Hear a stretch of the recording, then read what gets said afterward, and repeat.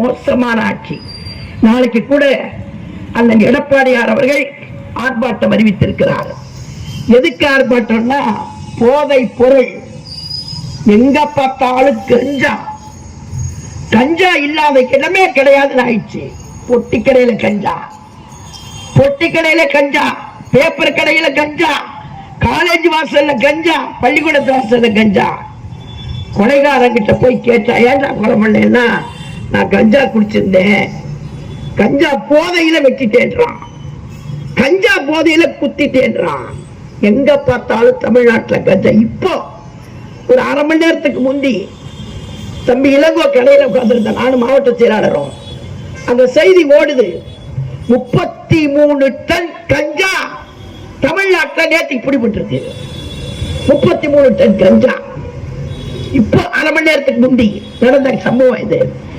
எங்க பார்த்தாலும் கஞ்சா, கஞ்சா நடமாட்டமே இல்லைன்னு போலீஸ், தமிழ்நாட்டு காவல்துறை உயர் அதிகாரி டிஜிபி அவர் சொன்னார். கஞ்சாவே இல்லை அப்படின்னாரு. கஞ்சா இல்லையா? எப்படி டன் கணக்கில் கஞ்சா? கஞ்சாதான் எல்லா குற்றங்களுக்கும் காரணம். அதை விட பெரிய வேடிக்கை, இந்த கஞ்சா விற்பனை கும்பலுக்கு தலைவன் யாருன்னு கேட்டீங்கன்னா, திமுகவை சேர்ந்த ஒரு மாநில நிர்வாகி ஜாபர் சாதி. அவளை 11 வருஷத்துக்கு முன்னாடியே கஞ்சா களத்திலான்னு பிடிச்சிருக்காங்க. 11 வருஷத்துக்கு முன்னாடியே பிடிச்சவன் வந்துட்டான் வெளியில. அதுக்கு பிறகு இந்த தமிழ்நாட்டு போலீஸ் ஏன் கண்காணிக்கல? தமிழ்நாட்டு போலீஸ் ஏன் கண்காணிக்கல? இப்போ உலக நாடுகளுக்கு இந்த கஞ்சா போதை பொருள் கடத்தல் கும்பல் இந்த ஜாபர் சாதிக் தலைமையிலே தான். நான் கேட்க விரும்புறேன், இவ்வளவு பெரிய கஞ்சா கடத்தலுக்கு காரணமானவன் நான் இன்னும் சொல்ற தாய்மார்கள் கிட்ட, நீங்க நல்லா தெளிவா தெரிஞ்சு ஓட்டு போடுங்க. உங்களைத்தான் ஏமாத்துவானுங்க திமுக காரன்.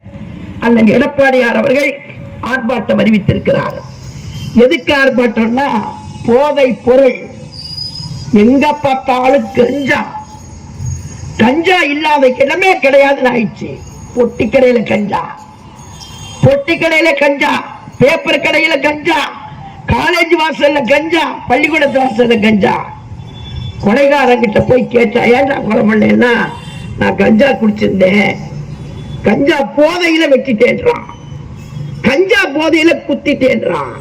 எங்க பார்த்தாலும் தமிழ்நாட்டில் கஞ்சா. இப்போ ஒரு அரை மணி நேரத்துக்கு முந்தி தம்பி இளங்கோ கடையில உட்கார்ந்துருந்த நானும் மாவட்ட செயலாளரும், அந்த செய்தி ஓடுது, 33 டன் கஞ்சா தமிழ்நாட்டில் நேற்று பிடிபட்டிருக்கு. 33 டன் கஞ்சா. இப்போ அரை மணி நேரத்துக்கு முந்தி நடந்த சம்பவம் இது. எங்க பார்த்தாலும் கஞ்சா, கஞ்சா நடமாட்டமே இல்லைன்னு போலீஸ், தமிழ்நாட்டு காவல்துறை உயர் அதிகாரி டிஜிபி அவர் சொன்னார். கஞ்சாவே இல்லை அப்படின்னாரு. கஞ்சா இல்லையா? எப்படி டன் கணக்கில் கஞ்சா? கஞ்சாதான் எல்லா குற்றங்களுக்கும் காரணம். அதை விட பெரிய வேடிக்கை, இந்த கஞ்சா விற்பனை கும்பலுக்கு தலைவன் யாருன்னு கேட்டீங்கன்னா, திமுகவை சேர்ந்த ஒரு மாநில நிர்வாகி ஜாபர் சாதி. அவளை 11 வருஷத்துக்கு முன்னாடியே கஞ்சா களத்திலான்னு பிடிச்சிருக்காங்க. 11 வருஷத்துக்கு முன்னாடியே பிடிச்சவன் வந்துட்டான் வெளியில. அதுக்கு பிறகு இந்த தமிழ்நாட்டு போலீஸ் ஏன் கண்காணிக்கல? தமிழ்நாட்டு போலீஸ் ஏன் கண்காணிக்கல? இப்போ உலக நாடுகளுக்கு இந்த கஞ்சா போதை பொருள் கடத்தல் கும்பல் இந்த ஜாபர் சாதிக் தலைமையிலே தான்.